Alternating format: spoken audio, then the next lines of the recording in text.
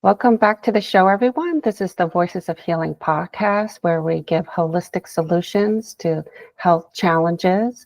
And I'm your host, Tina Clark. I'm a shamanic Reiki master teacher.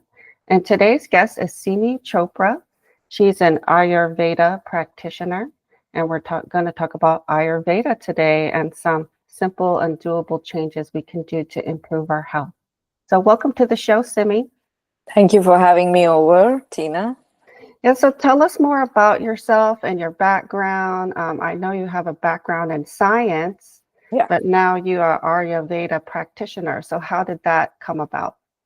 sure. I have a degree of molecular biology and biostatistics. Back in India, when after high school, we sit for these qualifying exams for medical schools. So I got admission in the Ayurvedic medical school, but I chose to continue into the sciences, pure sciences, and went into molecular biology. So there's a saying in Ayurveda that you don't find Ayurveda, but Ayurveda finds you, has become so true for me because that time I opted out of Ayurveda, but then like 20, 30 years later, when I was in US, I had my daughter and she was going through health issues, and I could not find our Ayurvedic doctor whom I used to go to back in my hometown. So he had passed away. So I started studying, and then that's how I got into Ayurveda.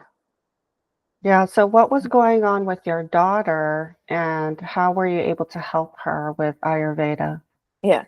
So she was 5 years old. She started losing a lot of hair, and went to all the doctors. They said it's genetic, nothing, we can't do anything. And I was like, this is like, it can't be. I mean, she's just 5 years old.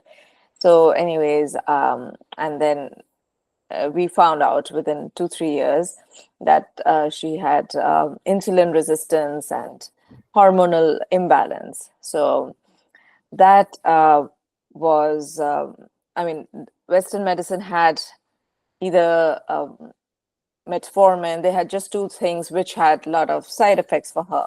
Not everyone does, so, but for her it was, and she was too young to take it.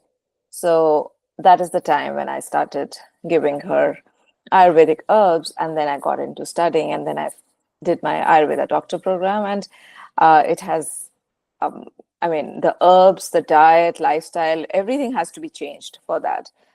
So she has been able to keep up with that, and it is under control.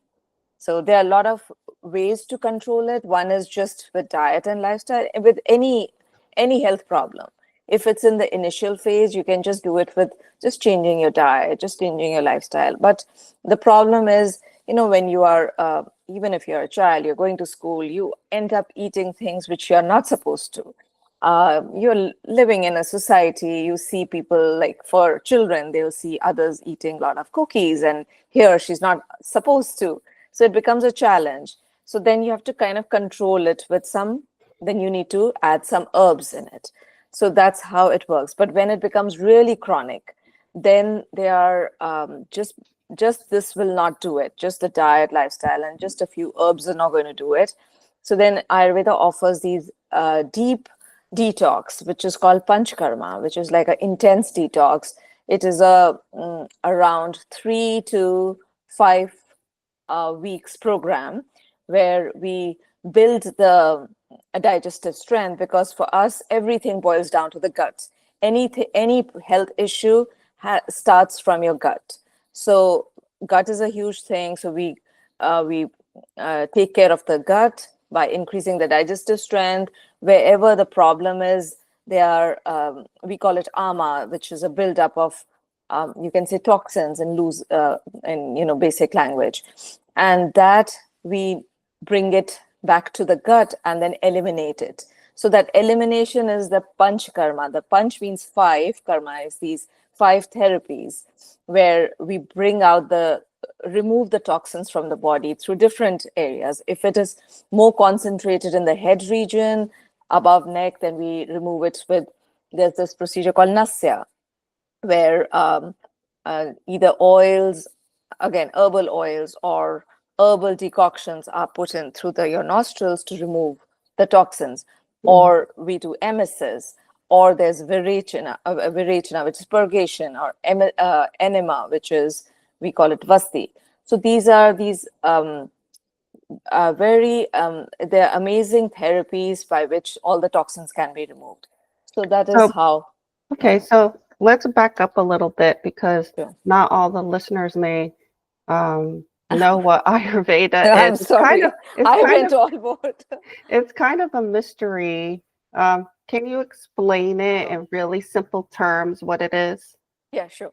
So Ayurveda, a lot of people who have heard in US, they know it as a holistic, with a individualistic approach, and majority of us here know that it is to maintain your health by managing the inputs. The inputs are your food, your water, your breath, your perception. So we manage that, and once we are able to create this balance, and because of that, we'll be able to create a balance in body and mind. So so tweaking your diet and lifestyle. So, but it has more to offer. So besides maintaining health, there's also another full branch where you can manage health problems. So again, it is individualistic and holistic in approach, and it works on body and mind both. And basically, we learn to live in sync with the nature, and it gives you these tools. It's like a handbook of instructions that that help you read your body's signals, what is wrong, with what are the imbalances, and how you can change your diet and lifestyle and live in sync with nature and your body. Yeah, and so this is kind of the traditional medicine of, India. That's Yeah. probably the origin, and it's like thousands of years old, right? Yes. Yes, Yeah, it is. yeah. Similar to Chinese medicine that they've been using for thousands of years. Sure. So, give us some simple, doable changes that we could make overall to improve our health with Ayurveda. So, Ayurveda, it stands on three pillars. One is, the main is, I'll start with the simplest one, which is sleep. So we call it nidra. So sleep is very important, which even Western science says. So if we can get 6 to 8 hours, but if we can get the sleep from between 2 p.m. to 2 a.m., which is in Ayurveda, we call it Ayurvedic Pitta time. So if we can follow the circadian rhythm of Ayurvedic clock. So that is the time when there's the internal repair is happening. So that is one. Second is brahmacharya, which literally translates to celibacy, which is not. It is mainly to control your senses. Too much of excess, what do you call, screen time, too much loud music. So all these things create an imbalance in the senses, and in Ayurveda, sense and the mind is connected, and which impacts our the mind, how calm we are, and which translates also to your memory. So those are two things. The third thing, which is very crucial, is ahara, which is the diet. So how can we incorporate simple changes in this busy life that we have? It's very easy for us to tell people follow the Ayurvedic clock, but when people are they are in the corporate world, they are in the college, they don't have time to follow it to the T, to get up at the same time, to eat at the same time. It becomes a challenge, because if you do that, if you follow a rhythm, it's very easily you can overcome a lot of your health problems. So for people who are in this corporates world, or they do not have time to kind of get everything perfectly according to the Ayurveda principles. So add instead of adding superfoods and all, first avoid the things that are going to your triggers. So what to avoid is more crucial. So, and that is according to your dosha. So this term called dosha, because everyone is everyone is different, unique. And that is because of these three doshas, according to Ayurveda. Whenever there's an imbalance in that, the health problem starts. So eat according to your doshas, means so that your dosha does not get imbalanced. So I'll talk about that later. But a simple general tips that what people can do is add digestive teas, because majority of us are having some digestive issue these days. So and what are those digestive teas like? Cumin. So these are kitchen spices: cumin seeds, coriander seeds, fennel seeds. Just make a tea out of it. Just 1/4 teaspoon of these seeds, boil it in 1 cup of water, have it first thing in the morning. That is going to help you with a lot of your digestive issues. But unless it's very, very chronic, that's a different issue. Then they can add buttermilk. So these are small. Buttermilk is again homemade buttermilk. The recipe is given on my website. That's a natural probiotic. So these are few things one can add. And again, one has to be mindful of the superfoods that are trending, because these are foods, or like, let's say, fermented foods, which are popular from the native country where they are. And that is those foods are perfect for that region, for those people. They're accustomed to it. Because let's talk about green tea, which has become like a fad. Everyone is drinking it. But if you see, it's coming from Japan, and their green tea is actually very drying in nature. So if we are just going on consuming green tea, it's going to create this dryness inside us. While in Japan, they are eating a lot of seafood, and that seafood has that sliminess in it, right? So it compensates the green tea. So one has to be careful from what you are incorporating, not to follow it blindly. So just study that culture, what they are doing. If they are drinking green tea, then there's something else they are consuming with it. Wine and cheese. We drink wine because wine is very healthy. A lot of people have this notion. Yes, it is good. But if you're going to just consume wine, especially for people who have imbalanced pitta, people who are prone to burning, acidity, rashes and all, it's going to be a problem. So for them, see what French people do. They pair it with cheese. So cheese is, it's heavy, it's dense. So it compensates it. So these are few things you're supposed to just be mindful. Just read about that culture. Then another things to avoid is raw salads. So again, that's another trendy thing that has become very, very popular the last few years, that it helps you lose weight. Yes, it will. Initially, it's going to be really good. You'll get a lot of energy. But if you do that continuously, it's going to take a toll on your gut, because we do not have the enzymes to digest the cell wall that is in the raw leaves. So when you boil it, when you cook them in spices, it becomes easier for us to digest. So the green leaves are digested by your bacteria in your colon. So it becomes, if you're eating too much of it, it will. And how does the bacteria digest it? By fermentation. So it's too much of, putrefaction starts happening. So that's why people start getting bloating and all. So just be careful what you're eating, and to avoid certain things like raw foods, ice cold water. Then, like I said, too much of fermented food, which is, again, people have this a notion that it's very healthy. It is healthy, but limited quantity. Yeah, what's wrong with ice cold water? So in I mean, yeah, I know India's very hot. I'm in the South. It's very hot. It's still hot. And so we love our iced drinks because it helps cool us off. Yeah, but that's the thing.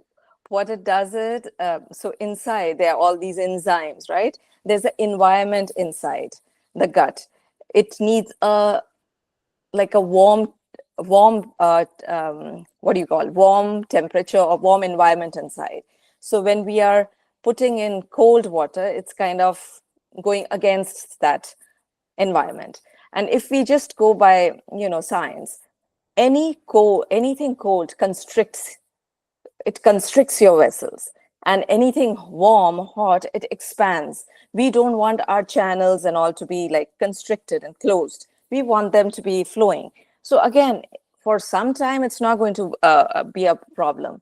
As we age, and especially in Ayurveda, there's this term called we enter the Vata stage of life, which is after 45 years of age, when the degeneration, all that is already happening. And then if we are continuing this process of this cold water and raw salads, it's going to take a toll on first thing, your gut. Your digestive strength will slow down. And when that happens, you're not able to digest food properly. And what that leads to having, let's say, undigested food, which kind of putrefies, that becomes toxin, which again, if it goes to different parts of the body with your nutrients, it's going to cause health issues. So go back to the 3 doshas. Can you explain what those are? Yeah. So doshas are like your blueprint. So it tells us, it gives us clues of what one should eat, how we should live. It gives us the person's nature, everything. It tells us, it defines a person, because we all are unique. So these are 3, you can say, principles, you can say energy, which guide our body and mind. So I'll just briefly describe them. So there's this kapha principle or energy, which is the heavy, dense energy, which is responsible for maintaining our healthy mucus lining. It gives us the calm nature. It gives us good skin. So all these are the good properties of kapha.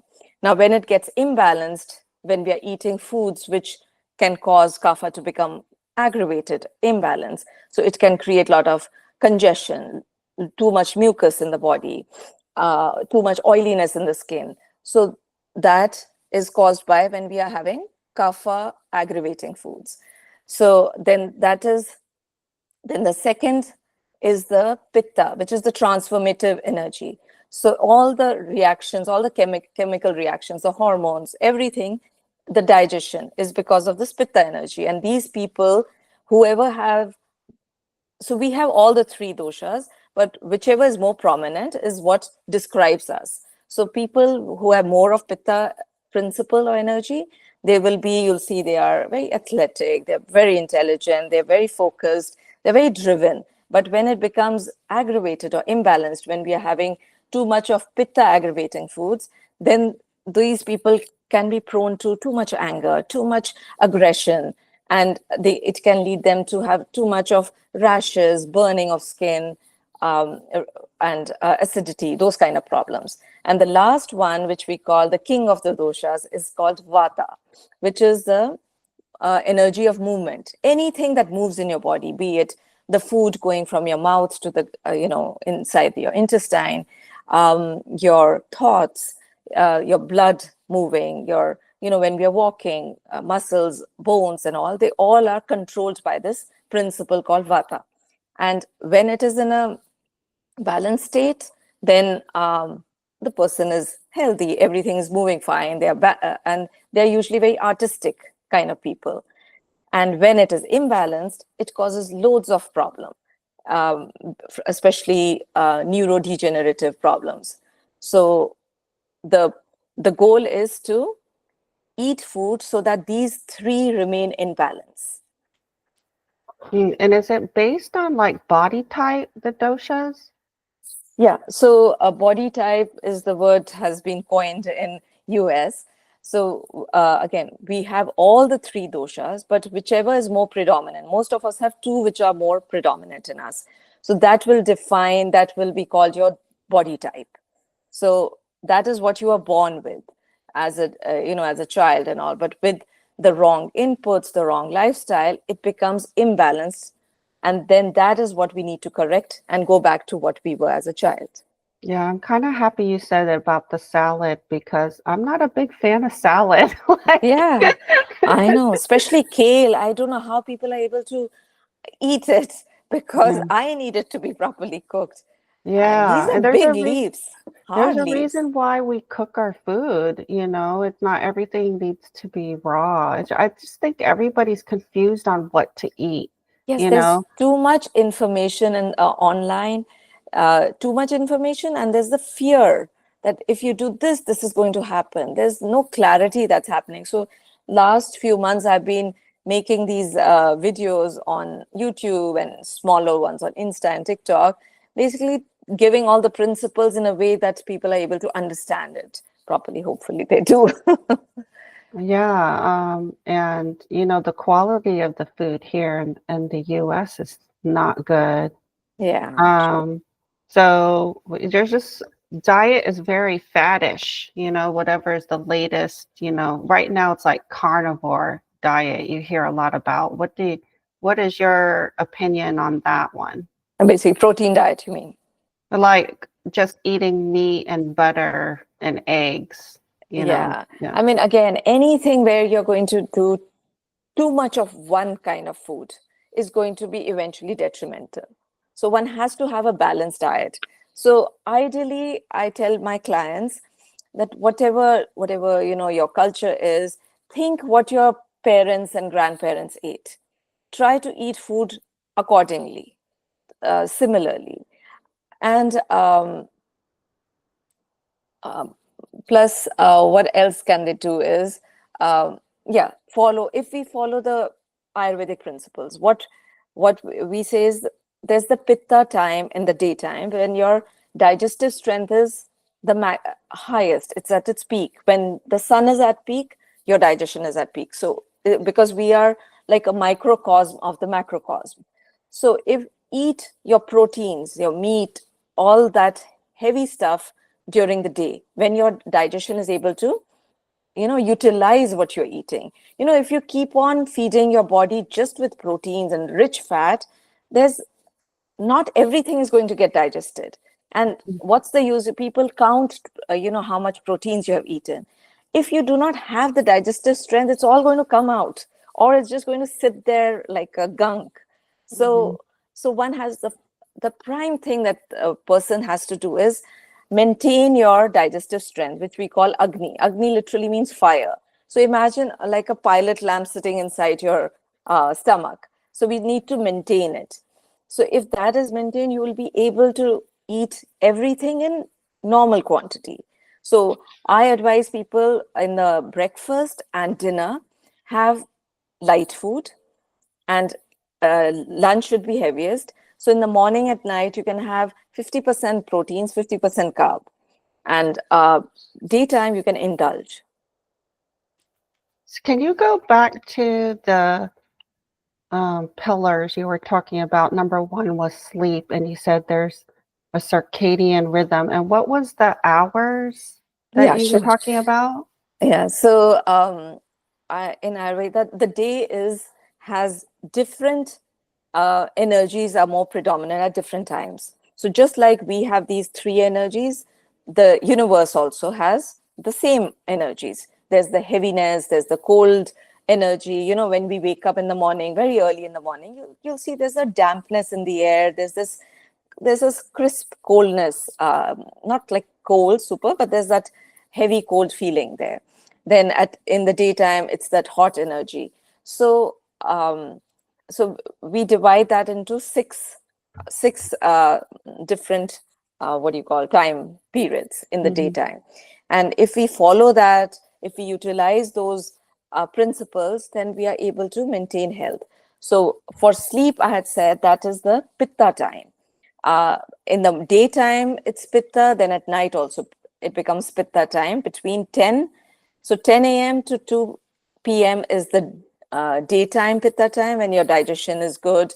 You can do all the transformation, anything that you need to do, like work, any transformation, because pitta is the transformative energy. It's the strong energy. At night also, there's transformative energy, but happening inside. And even Western medicine, the science has been, there are a lot of studies which show that sleeping at that time is when all your repair is happening. Your liver, your brain is removing all the extra information and storing the good, whatever needs to be stored as memory. So that is from 10 p.m. to 2 a.m. That is the time, and at least I tell my clients at least sleep at that time. And you'll notice when you are a little stressed, there's a majority of us end up waking up at around 2 to 3 a.m. because that is the vata time now. Vata is the movement of energy, movement. So your mind is moving very fast. That's when we wake up. When we are stressed, our mind is moving. So that is when we wake up. So it very beautifully ties up to that Ayurvedic clock, we call it. Yeah, I've heard it's very important to sleep. Go to sleep by 10 p.m. Yes. Um, And these days, that's the time when most of us pick up our laptops, either watch a movie or finish our work because there's a yeah. project due. And I remember when we were growing up, we used to wake up at 5 in the morning to do whatever work we had to do. Nowadays, it's very difficult for us to convince our children to wake up early rather than sleep late. Yeah, what about people who, like myself, are night owls? Like, because I've never liked early morning and I feel more clearer. Like, it's weird, I know, but when the sun sets, like I get an extra dose of energy. So now your circadian rhythm has changed because for so many years you've been doing that. So now your body is just, it's used to it. So now, I mean, ideally, one should be sleeping at the time when the sun goes down. So what I tell my clients, if that be the case, try to change half an hour. Let's say you're sleeping at, let's say, 1 a.m.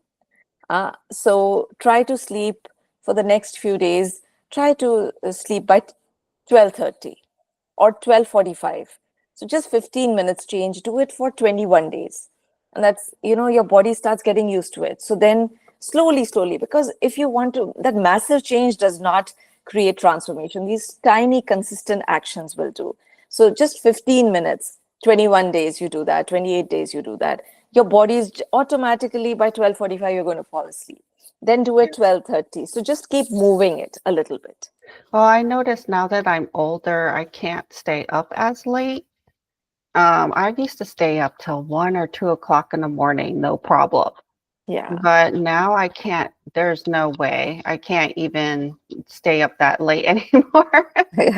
No, I mean, when we are young, we can do lots of things. We can eat junk, we can eat throughout the day, we can sleep late. But the problem is as we age, and now science has done amazing by extending our lives. Now we live up to 80, 90, even 100. But the problem is our quality of life is decreasing because what we have done is in our 20s, 30s, we have not maintained it. So now is the time, if people are in their 20s, 30s grade, even if you're in 40s, 50s, because we are still going to live for God knows how much long. So if we start living the proper way, if you can incorporate the Ayurvedic principles, even from now, at least your old age will be a little more healthier. Take care. These days I'm telling a lot of my clients, and I've been making these series on the senses, that start taking care of your senses, because we ignore these. We take too much care of focus these days. Yes, there is on gut, but again, wrong information. But just there are these small daily therapies, that Ayurvedic therapies that one can do at home, which can take care of your senses, which in turn takes care of your mind and memory. And we know as we age, memory starts declining. So there are these, you can just use sesame oil, just one drop in each nostril every day. And or you can use ghee. And of course, there are a lot of Ayurvedic herbal oils. That helps. It's kind of because it bypasses the thalamus and goes directly to your brain centers, so it balances your hormones slowly. And of course, then we have, if one goes to the Ayurvedic practitioner, they have their, they'll put 4 to 6 to 8 drops in the nose. So these are amazing for people with sinus problems, hormonal imbalance, then just balancing the mind, just the oil pulling. Again, that was taking care of your nose, the the sense of smell. Then for sense of taste, just oil pulling. I know it's become very popular. So we call it gandusha in Ayurveda. Just holding the oil, sesame oil or coconut oil. Coconut oil if you have a lot of burning issues. Otherwise, sesame oil is great. Just holding it. So it also helps with the maintaining the pressure. People have problems with the pressure in the ear or TMJ. So just holding it for 2-3 minutes and spitting it out, that helps all these things and in turn your memory. So there are small, beautiful therapies that we have in Ayurveda that one can do at home. And then, of course, for the more intense one, they can go to an Ayurvedic practitioner. Yeah, and the whole point is it's natural. Yes, Like you were talking about the teas, these are, herbs you can get out of your pantry. exactly. Nothing Exactly. fancy. Everybody's got coriander or cumin Yes, yes. I think it's interesting what you said about eating what your parents ate. Because my background, my father's American and my mother's Filipino, Hmm. and I'm thinking about how I was not a big fan of rice, and Filipinos, they eat rice like 3 times a day. Hmm. So now I eat it more, but for a long time I didn't want to eat it, and I think it's because my mom was always cooking it and eating it, and I didn't want to eat any more rice. Yeah, when we are young, we just want to do anything opposite to what our parents do. There's a Well, time. I think I'm more like a variety type of person. I like a variety of foods, and I don't like to eat the same thing all the time. No, I guess that's what has happened within us. Our world has really shrunk. We all are eating all the cuisines. Morning we'll have like Mexican food, night we'll have Indian food, next day Chinese food. It's just we are we are overdosing. Our gut is in stress these days. Our gut's probably confused. It is confused. Yeah. Do you have any books or, sources to understand more if someone wants to explore what dosha they are and how to eat the correct diet for themselves? Where do they start? So, I mean, there are a few websites. I don't know. I haven't really gone and seen.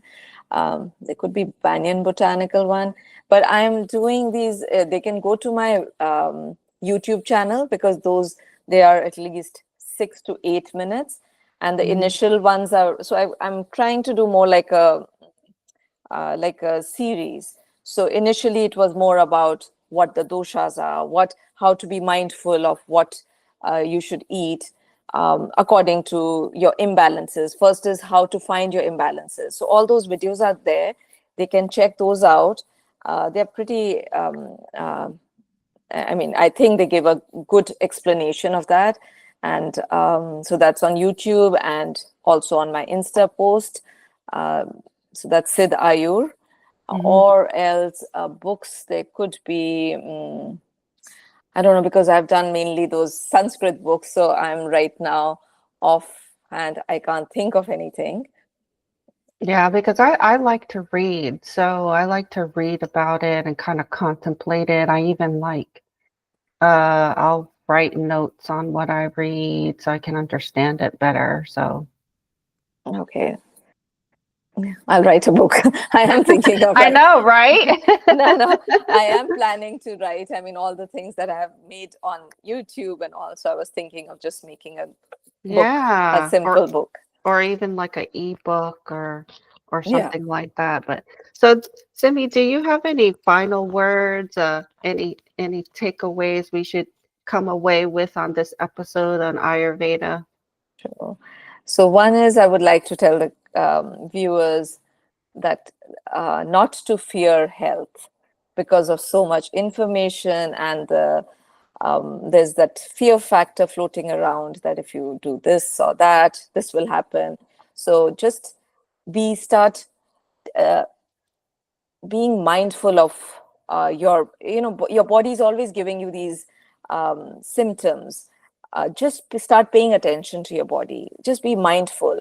You will know what is happening to your body, that it's always giving you these signs.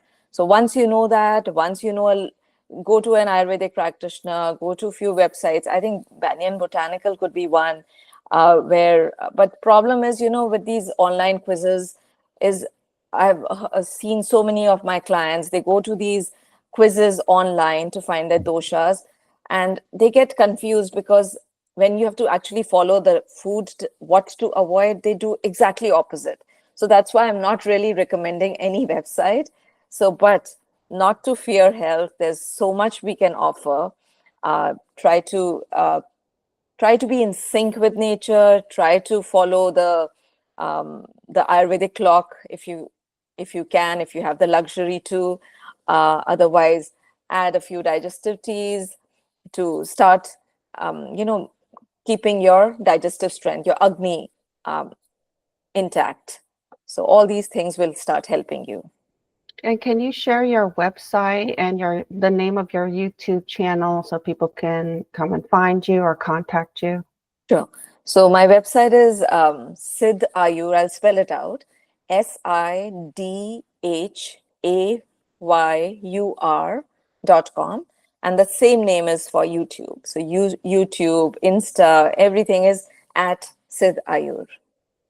Great. And all that information is going to be in the show notes if you want to check out Simmi's website or YouTube channel, find out what dosha you are, and all of the things. So thank you, Simmi, for being on the show. Thank you so much, Tina, for having me over.